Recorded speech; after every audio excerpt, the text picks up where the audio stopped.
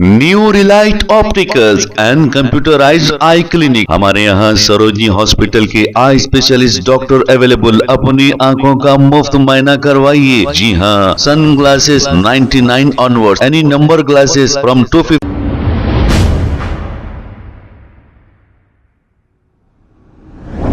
अस्सलाम वालेकुम नाज़रीन, 7H न्यूज सच को रखे आपके आगे।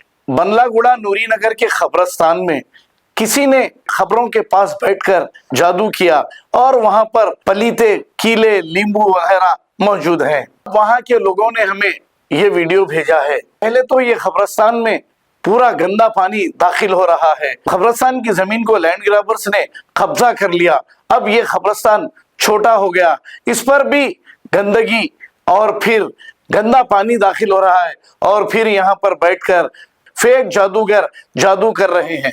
आखिर वक्फ बोर्ड चेयरमैन कहाँ है?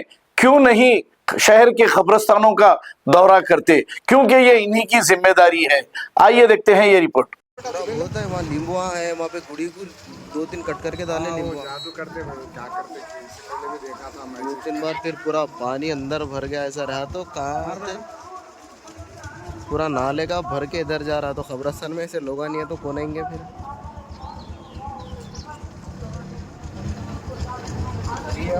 नींबू में कीले है, गुड़ी को पूरा बंधे हुआ है, गुड़ी में कीले है।